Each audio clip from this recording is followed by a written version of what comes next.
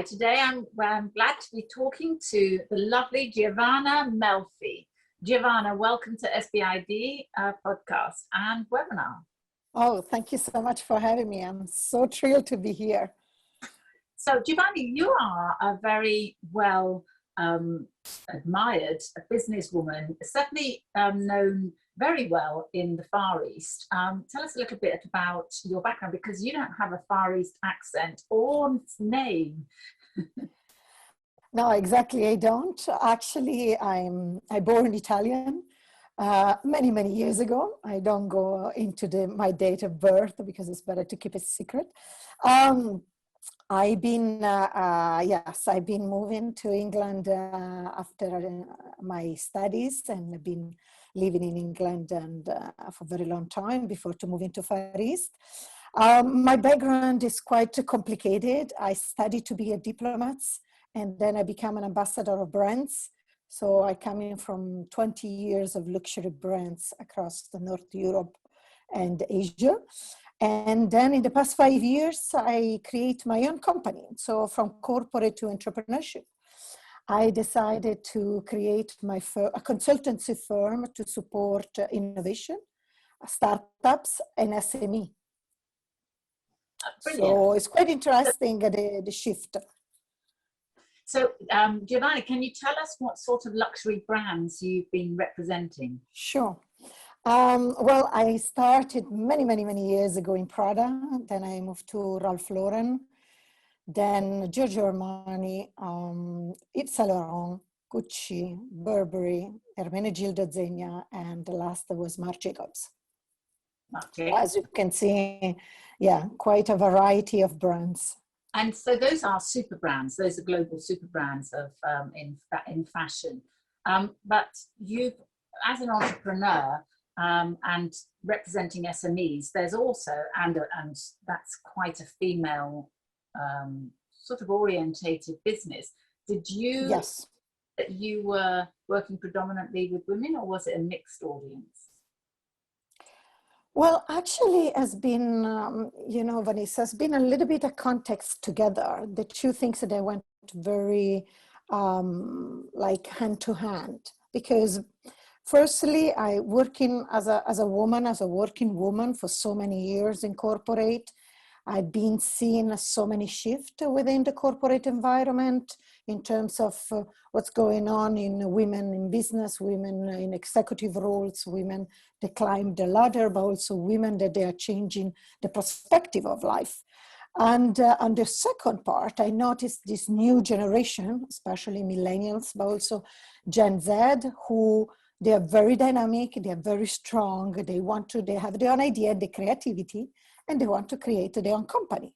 Unfortunately, there is a little bit a gap between our education system and entrepreneurship. And I thought it would be a good idea for me to become a mentor and a career coach to these women.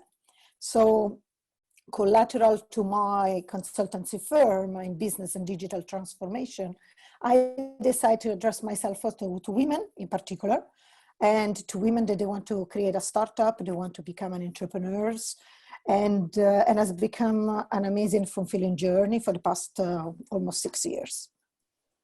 So, I mean, that's really quite powerful in itself. Do you think that people can learn to become an entrepreneur, or do you think it's ingrained? I have to be honest with you, even myself, I never really thought to be an entrepreneur. An entrepreneur is something that you have a little bit within yourself.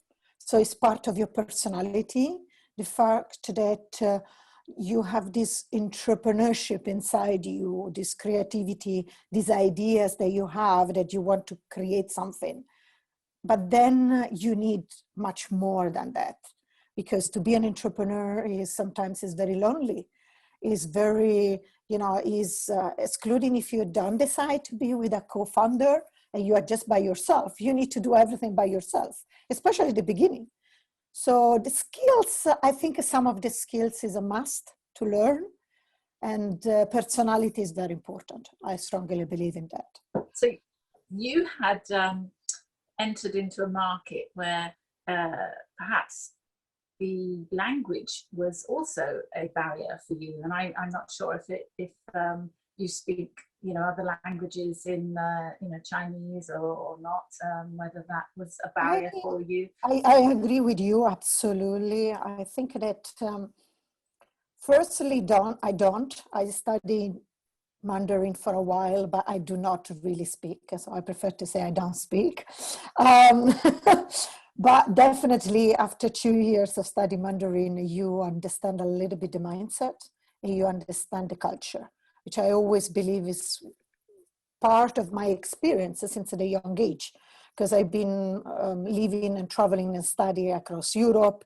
And even despite Europe is very cohesive in the certain culture, we have, or everyone has his own particularities. So it's quite difficult, and for someone who's especially young, leaving home and going to live in another country just over the bloom. Then of course, from Europe to Asia is completely another jump, because definitely the culture is different.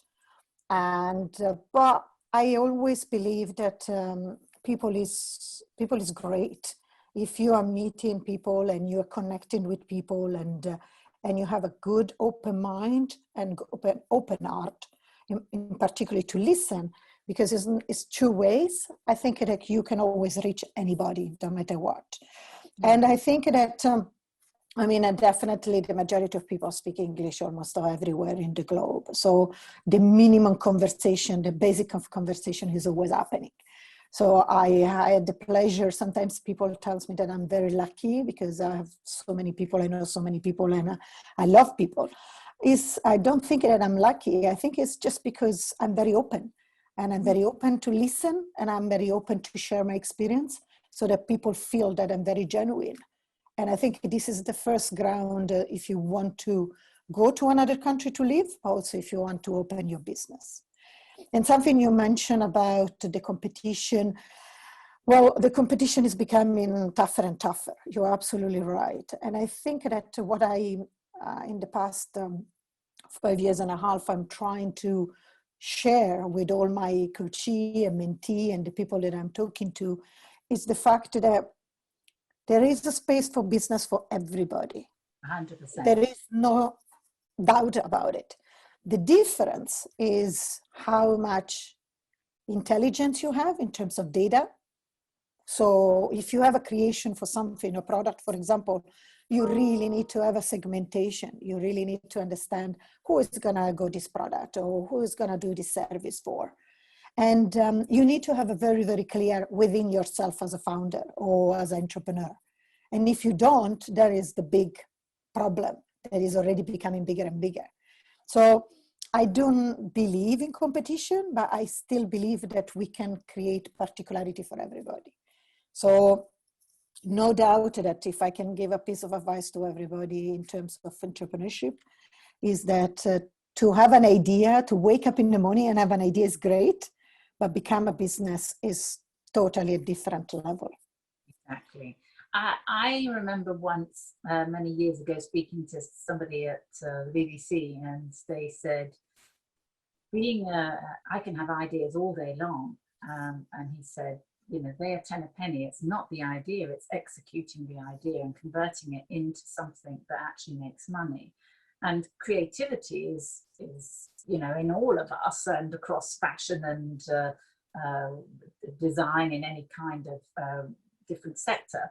It's not so easy these days to start up a business in the same way that it was, for example, in your sector of fashion, as it was years ago, because the houses own the brands and they deal directly. Whereas many years ago, you had boutiques that sold a little bit of everything. That doesn't work like that anymore. And so you don't have, you know, fashion shows of a brand. You do have fashion shows of a brand rather than having a boutique that's a little bit unusual.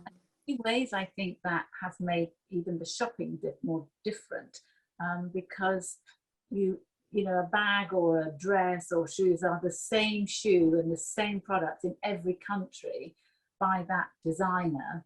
and almost the same price point. The only difference you would get in terms of the saving is in the currency exchange. So do you think that that's been a good move for the brands that you represent? I mean, how do they compete now? Well, actually, this is a really big topic about itself. Well, I remember the first time I have this kind of conversation, I think more than 12 years ago, it was about globalization. So what globalization does and does not, in a positive and a negative way, to the business, in general speaking. But for fashion, definitely is another level, because the brands, usually they have this kind of consistency in the merchandising. So where you have at least between 60% of the stock in their store that is the same everywhere because it's consistent of their brand image. And then you can choose perhaps a 45% of something a little bit more localized. But today we're working, well, forget about what happened this year and with COVID and the pandemic, but predominantly we are a society of travelers. And a lot of people moving, sometimes for business, sometimes for holiday and leisure, but usually we're moving. So if you go into New York or you go into Hong Kong, you find exactly the same items for exactly the same brand, then what is the difference? It's just a matter of price, a matter of currency. So that one has been always a dilemma and has been in discussion of the big brand for very, very long time, and is a dilemma that sometimes doesn't really have an answer. But to tell your story is that there is a two trends that they are coming up very strongly, also led by this flavor of people to have something different. Number one, buy local product. So I'm sure that you hear many times, no matter if you have a painting or a chair or a table or makeup or clothes, doesn't matter what is it. People like go on holiday or on business and buy local product that they are really genuine locally and bring it home and make it in the house in particular, but also in the office, a little bit more exotic, a little bit more travel experience. And the second one is the vintage. So why vintage pick it up so fast in all levels? Is because people is thinking about, well, I want a piece that nobody has. I want an item that nobody has. And I want to be different. I want to be original. How many times this word we hear, particularly in the design industry, right? I want I don't know, I would love to have a B&B sofa. Fantastic. Why? Because it's one piece, is an art, is different, or poltrona frau, or how many you know. So everything is touched by that. And I feel that in the brands today, they have a lot of dilemmas in terms of what to do, even in design brands, in furniture, in anything almost, because we're becoming too many the same. Yes, exactly. So what you've described is macro and micro, huge and small, both in distance, location and business. And that's the same perhaps with women starting out in business, rising to the top in the boardroom and being an entrepreneur working alone. Do you think women, because it's the women that give birth, and generally, I know it is changing, but women do stop their career or certainly put it on a back burner slightly in order to be a mother for a short term? Do you think that today there's more support for women to go, to carry on work? I mean, I see it as a financial necessity in most cases, but do you think that there's as much support for women as there could be? Or do you think that because there's a need for companies and certainly large corporates to be seen to be having a balanced board, that some women are shoehorned into a position in order to make up the numbers and balance the board, when perhaps they're not as the right person for the job, they're just the right gender? Wow, okay. So I will answer this question. Wow, this is Vanessa, this is full on. Okay, let me split the answer in two. Okay, so the first one is about the role of the woman, of our woman in society. And I still believe that there's been some changes.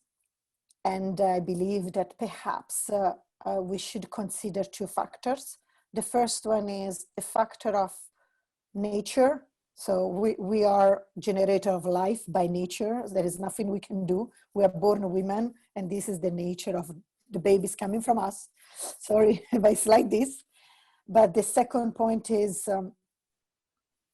we also are human beings, and we are more and more wish to be appreciated on our business, for our brain, for our creativity, for the way that we do things, not only because we are mother or because we are wife or because we are, but also for who we are. I mean, for our brain in particular, because a lot of time women, they are appreciated, and I'm sure you saw what is going on, especially these days. Women, they are appreciated for the beauty and the exteriority, but we want to be appreciated also for our brain. So this is extremely important. So, and I feel that if I'm looking behind, like you, to our mothers or our grandmothers, especially our grandmothers after the World War II, they were completely different kind of life, because it was a life of construction or reconstruction of the society. And so they have to take a stand, and they decided to stand with the family, and the men, they will carry on to go to work. Now I see a shift, and it's a very important shift in the house. I see more and more men supporting women, the wife, the girlfriend, the partners in the housework with the kids, which I always find amazing. And actually I strongly support men more present on the education in the house of their own children. Because I remember my dad used to work 12 or 14 hours a day, and I see him only the weekend. I have to be honest, I love my dad, but I see him only the weekends. It's nothing I couldn't do. When I was a young mother, you would never see a man walking alone with his child in a stroller, maybe with his mates walking along. Yes. In fact, the wife wouldn't have trusted him, whereas today it's very commonplace. And I really, when I see men walking along pushing a stroller with women, I think that's so nice. They're now much more integrated with the development of their children, and I think that's a good thing, and I don't think men are recognized for that as much as they should be. And actually, you mentioned one important word. You say that, well, somehow we trust them now to do so. They always been, but maybe it was also us. Sometimes we need to think about, shall I really give my baby to his father and just leave it? Because sometimes we are very protective, and I think, again, this is nature. But on the second part, and the questions that you were asking me, which you really touched, very sensitive point for me, because I'm part of the 30% Club, and I'm sure you know that is an organization about reaching 30% of women in the board of directors. Is a topic that I could speak 1,000 hours if you want, but I'm going to try to synthesize to you to the fact that there is two factors that we need to analyze. The first one is important to have a different perspective, and women definitely bring something different. So we have a different way to approach leadership. We have a different way to approach executive board and decision making. But also, we haven't been exposed as much as men, because as you know, men has been there for many, many, many centuries. So we have not been exposed to this kind of decision and to this kind of business, to this kind of executive level that allowed us to be more confident, that allowed us to take decision in a fraction of a second instead of to think about. So that one is where I do agree we need to have the skills, but also we need to have the experience. And the experience, you can do it only on the board. You can do it only when you arrive in there. Unfortunately, as I was mentioning it before, we still have a slightly gap, despite I'm coming also from a business school level. We have a gap between the education system and what is happening in the real world, in the work environment. And until the experience is extremely important on top of your master degree, MBA, whatever you decide to do, we need to build up the experience. And if we are not going to the board and we are not there and learning and working and bring our experience there, we're never going to move forward. So we're going to be stuck. And as you know, 2020 has been a really tough year. So I was reading some of the latest data, in particular in the UK. And, you know, in 2019, there were 11 women brought to CEO level. And in 2020, only 8. And, you know, and now there is a lot of conversation on the board level to the fact that the stock market, how the stock market reacting to a women CEO instead of a man CEO, especially during the pandemic, like a storm in the business world.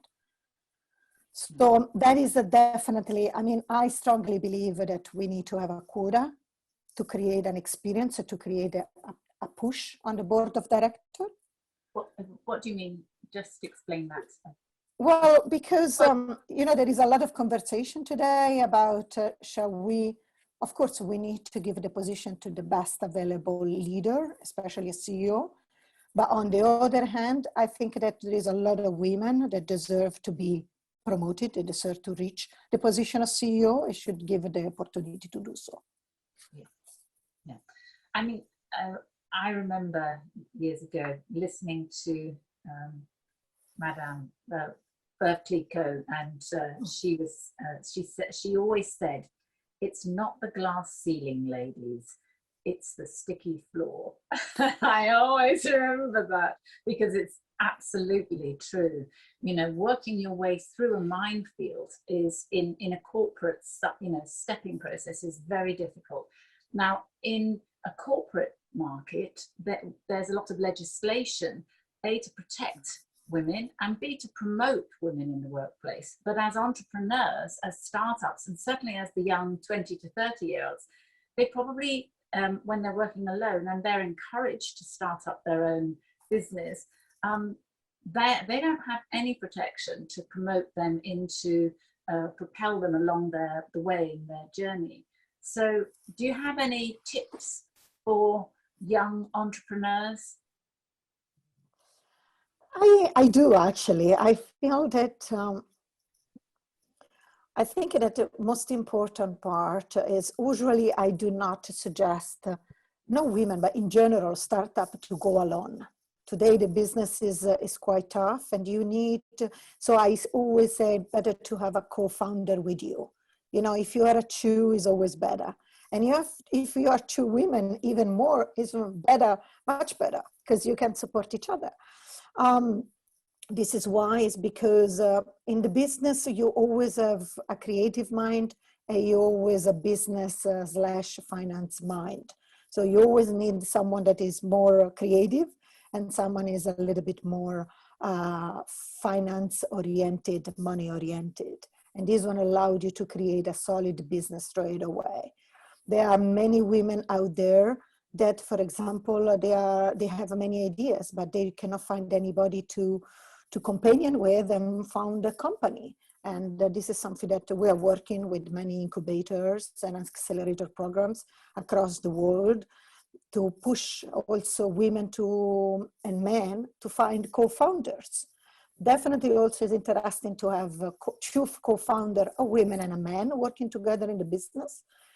And one suggestion is definitely try to find someone, sometimes even at uni level, if you're in university, even better, but otherwise in your corporate environment or your company that you get along with and you have the same inspiration and you want to create something together. And the second part is there is definitely some biases about women in the entrepreneurship. So it's a little bit more complicated for women to access to financing. So yeah. I do some fundraising and I know how difficult it is it? So, you know, even in selling project or entrepreneurs is not that easy. And when it's a woman, there is always like, how much is really committed? This is the word that I hear all the time. So what does it mean? I want to do my business, I'm committed. What does it mean how much I'm committed? Because how much is committed is a meaning that I can do something different or I can drop anytime. I always think that, truthfully, the true entrepreneur is very different to the employee mentality. And an employee works 9 to 5, and no matter what stage of the letter you're writing or the project you're on, it gets to 5 o'clock, 6 o'clock, and they're gone. Now the boss, the entrepreneur, is still there at 8 o'clock, 9 o'clock, and 10 o'clock at night, and they're still doing it at the weekends. And you don't measure that amount of time that's unpaid.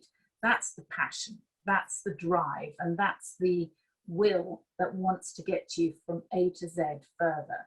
And I think that for me, that's what an entrepreneur is. It's someone who can make and create something out of nothing, and then on that journey manage to create a buzz that gets other people to want to inject investment into it and can see and buy into the vision, and actually help you grow and expand in every direction. So you create these ripples, and that's where you start to demonstrate you know, that this is a growing business, and it's got a more than a shelf life. And no, I agree with you, but I also believe, you know, I was just reflecting about the how to climb the ladder of corporate, and you know, after 20 years, I just remember the time where I was knocking the door and say, "Can I get a promotion? Can I get a salary increase?" You know, this kind of very, you know, simple questions. Exactly. And what I was hearing about is how much you're committed, because, you know, if you are going to be promoted, then you have to work harder, so many hours. Are you really sure? Maybe your boyfriend wants more time, and maybe, you know, this kind of, and honestly speaking, Vanessa, I never really pay so much attention to it. I never paid the attention required today to say, excuse me. So yeah. What are you just saying? I remember just once, many, many years ago in the 90s, in the famous 90s, I received an answer when I asked for a promotion, and they told me that I was not from the country of the brand, so I'm sorry, you cannot access the promotion. And to be honest with you, at that time, I was thinking, oh my God, I must understand badly. My English is so bad. I don't get it. You know, you have doubt if you're a foreigner. Exactly. You're always thinking about, it's my fault. It's not their fault. It's my fault. I don't understand. Maybe I'm confused. It's better. Okay, fine, goodbye. But then when you're reflecting, you're thinking about, this person just told me, it discriminated me against my nationality because it's not the same nationality as the brand. So, and you reflect and you say, whoa, okay, hold on just a second. So something wrong here. It's not me. If that's the case, what am I doing here? I mean, in that sense, I would say the last 30 years particularly, the laws have changed globally. Mm-hmm. I know there's a lot to catch up in many areas, in many countries, but in general, the laws have changed to support SMEs, mm-hmm. entrepreneurs, and particularly women, and as I say, you know, young fathers as well. Everyone's got an opportunity to reach their goal. Do you think COVID has had an impact on that sort of entrepreneurship? Definitely, no doubt about it. And in particularly, I feel that, you know, when there is two factors. The first factor is what is going to happen in your household when there is a pandemic. And there is always someone who has to pick up some things and someone who has to do something else. Okay. And usually what I hear about all the women that I know is that the women went to schooling the children. So they have to work and they have to cook and they have to schooling the children. So that one is perhaps something that is look like we are a little bit step back. And the second part is, I feel is the part of the entrepreneurs. So women as entrepreneurs has always been seen to have an alternative, which is not true, by the way. There is no alternative. When you are an entrepreneur, you are an entrepreneur. But you have an alternative if you have a shoulder where you can lead in, And so you can have someone. Well, I can tell you there is so many women that they are by themselves. They are just struggling day by day, but we are resilient. I think that our perseverance and our resilience is second to none. We are fighter by nature. We are fighter every day. And one of the most important part is we support each other. So I keep in talking in the past few weeks, especially before leading to International Women's Day, about how we are collaborative with each other, how we helping each other, how we need to reach out to each other to support. I think that those that they are entrepreneurs and they feel a little bit left out and alone, they need to just keep going because there is so much to do. And I am certain that as soon as this craziness is gonna finish somehow, we're gonna come back and we're gonna come back strong. And what would you like to see change to make it more positive? I think that first and foremost, I wanted it to change the vision of the woman as just a woman. We are women, but we're also business women, we are entrepreneurs, we are teachers, but like we are astronauts and we can go to the moon if we want to. So that one is paramount. So there is no difference on what we can do, the same as men. Sometimes we don't have the opportunity, but it's different than we cannot do it. But do you think that it's women's confidence? Because that's what I always hear.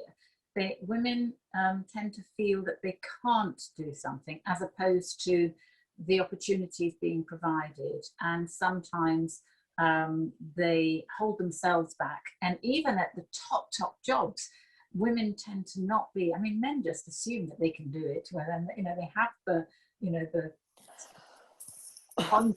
behavior, and I think mothers say, there, darling, you know, and boys grow up with a confidence, an inner confidence, rightly or wrongly, but it helps them through. And I suppose that they used to have to go up to women and say, would you like to go out, and actually accept the rebuffs when they were turned down. They'll get up and do it again. So men tend to be more confident than women in business. You know, I hear this one too so many times. Actually, a bit too many. You know, I don't think so. I don't think it's about real confidence, because like a human being, how we are in the comfort zone. So everybody can be in the comfort zone and they feel comfortable what they do. So a lot of my friends, they're coming back after maternity leave, after 3 children, after 5-6 years out of the business. They are, of course, they are like, oh my God, I lose all the knowledge that I had before. And I have to tell them, no, it's not true. You still have the brain, and the brain is still working. It's just need to upgrade with today facts, data, what's happening, okay? And that one is very easy to do. You're learning, you're reading a book, or you're reading a newspaper, you know what's going on in the world, okay? But on the second part is, this one is a little bit more the approach that we have as a women.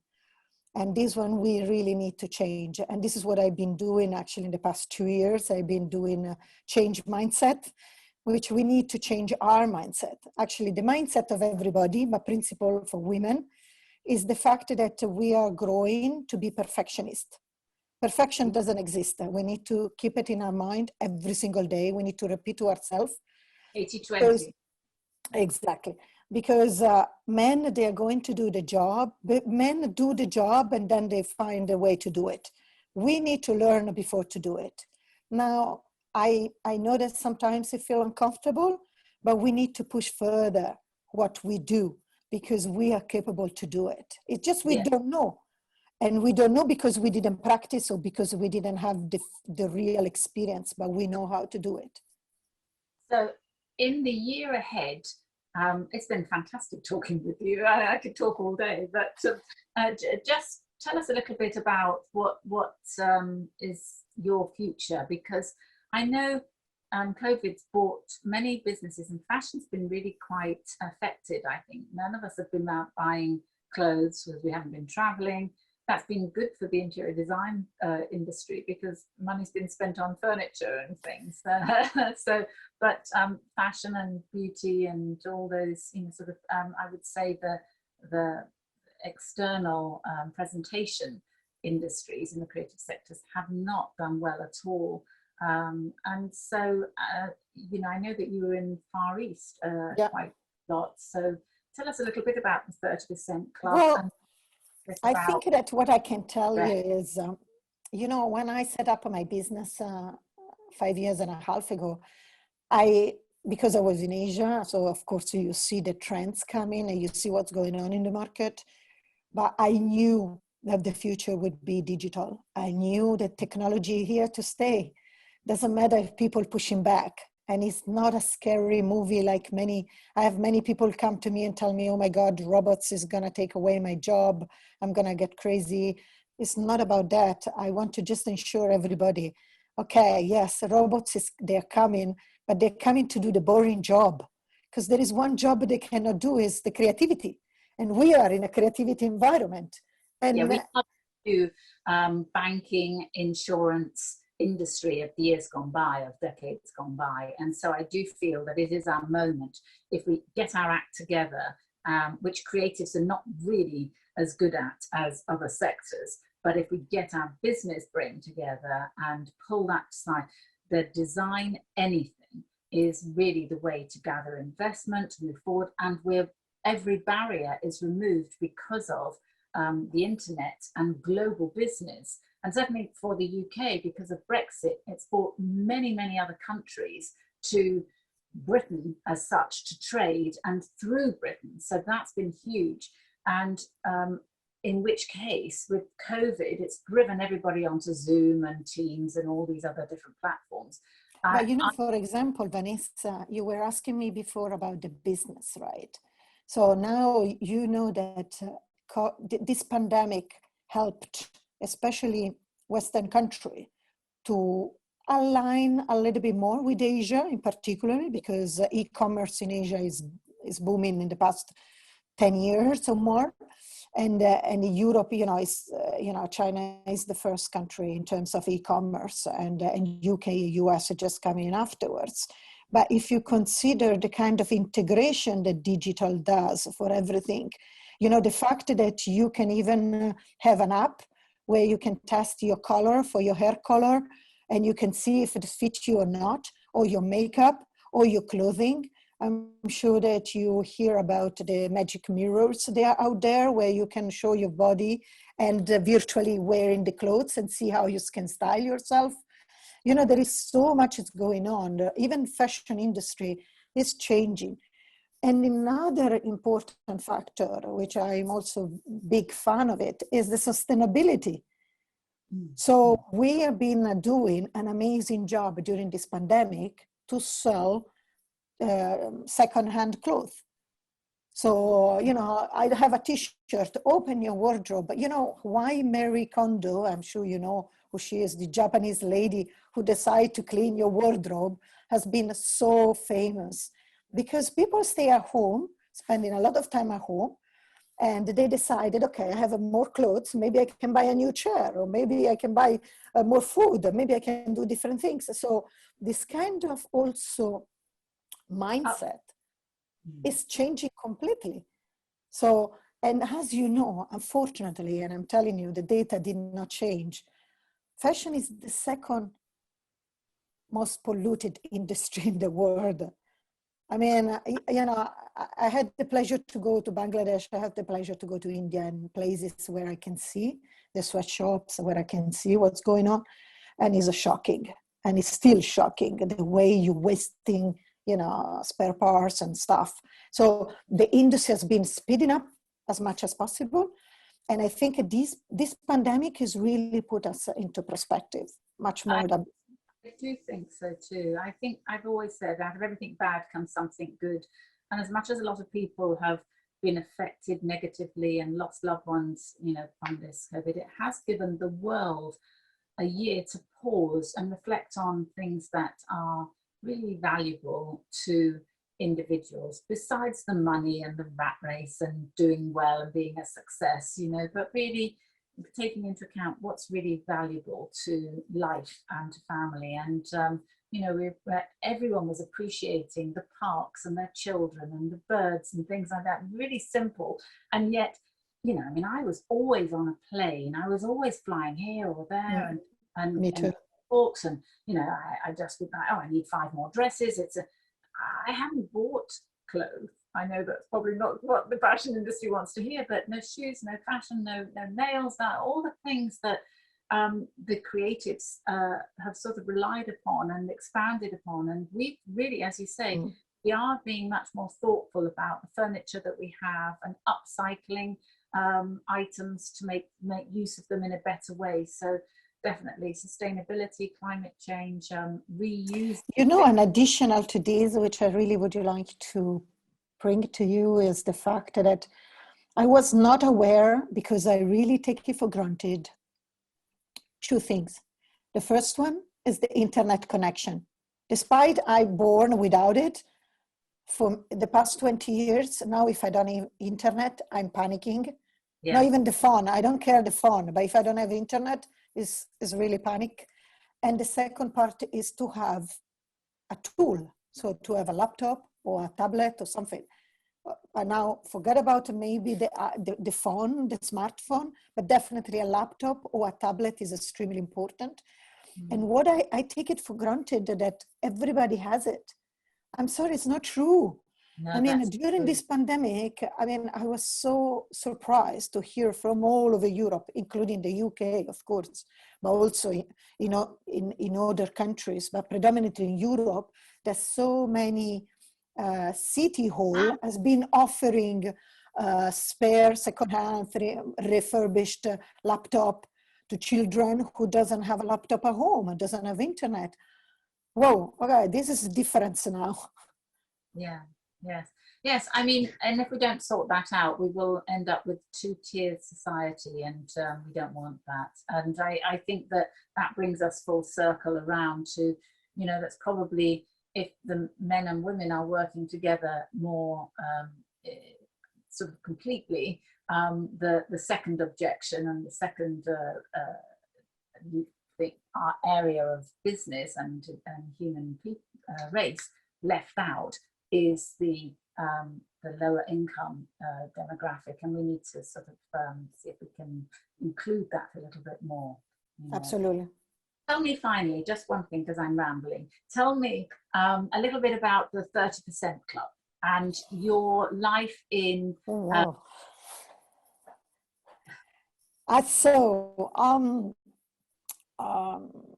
So the 30% Club is an international organization who is pushing to reach a 30% of quote of women on FTSE 100, Fortune 500, and so on, all the big corporate companies. So we really, and usually we do it through 2 parts. One part is learning. So the majority of the 30% Club, they're around the globe in different countries.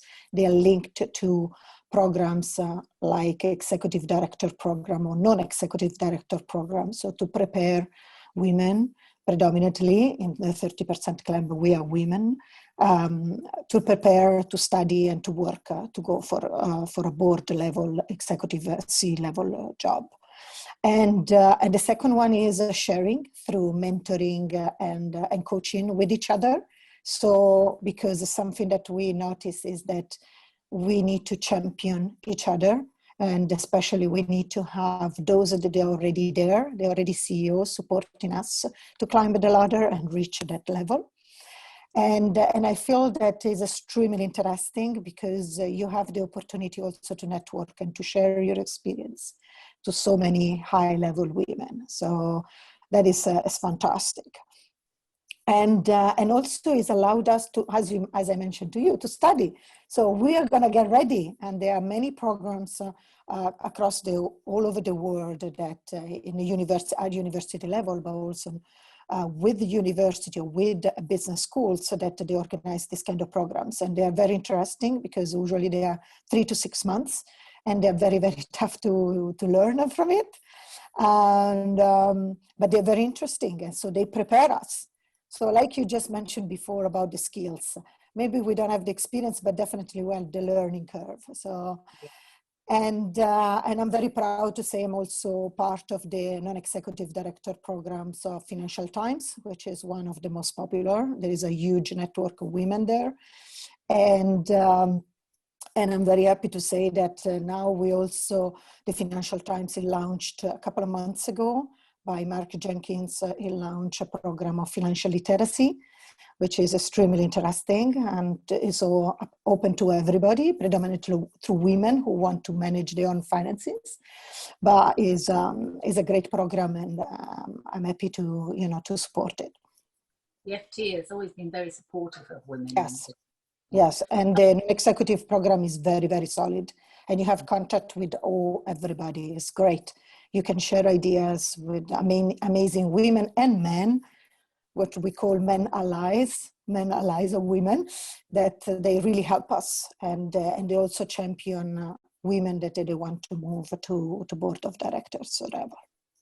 Well, that's perfect for us to end on. So.